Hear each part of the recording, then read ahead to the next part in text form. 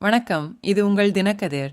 நாமக்கல்லில் நடைபெற்ற நிகழ்ச்சி ஒன்றில் பேசிய முதல்வர் ஸ்டாலின், எதிர்க்கட்சித் தலைவர் எடப்பாடி பழனிசாமி ஆட்சிக் காலத்தில் தமிழகத்தின் நற்பெயருக்கு களங்கம் ஏற்படுத்தியதாக விமர்சித்தார்.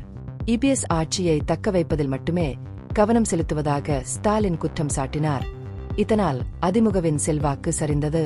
திமுகவின் ஆதரவு குறைந்துவிட்டதாக கூறப்படுவதை நிராகரித்த அவர், 2026 சட்டமன்ற தேர்தலில் வெற்றி பெறுவதற்கான கட்சியின் பலத்தையும் நம்பிக்கையையும் உறுதிப்படுத்தினார். திமுகவின் வெற்றிகளை எடுத்துரைத்த ஸ்டாலின், சட்டமன்றம் மற்றும் நாடாளுமன்ற தேர்தல்களில் அக்கட்சி சிறப்பாக செயல்பட்டதாக குறிப்பிட்டார். மக்கள் மீதான கட்சியின் அர்ப்பணிப்பு மற்றும் திராவிட மாதிரி ஆட்சியை அமல்படுத்தியதே இதற்கு காரணம் என்று அவர் கூறினார். இது முழு இந்திய துணைக்கண்டத்திற்கும் ஒரு முன்மாதிரியாக அமைகிறது. தமிழகத்தை அனைத்து துறைகளிலும் முன்னணி மாநிலமாக மாற்ற வேண்டும் என்ற தனது லட்சியத்தை ஸ்டாலின் வலியுறுத்தினார்.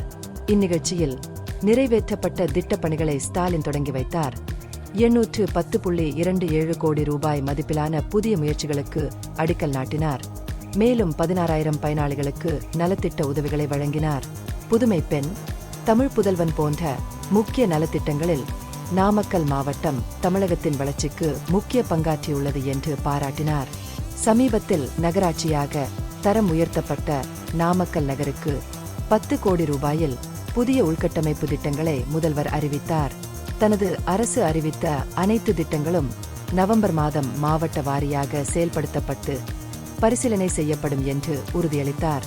நலத்திட்டங்கள் மட்டுமின்றி தொழில் வளர்ச்சி மற்றும் சிறு குறு தொழில்துறை வளர்ச்சியிலும் திமுக கவனம் செலுத்துகிறது என ஸ்டாலின் வலியுறுத்தினார். முன்னாள் முதல்வர் கருணாநிதியின் சிலையையும் ஸ்டாலின் திறந்து வைத்தார்.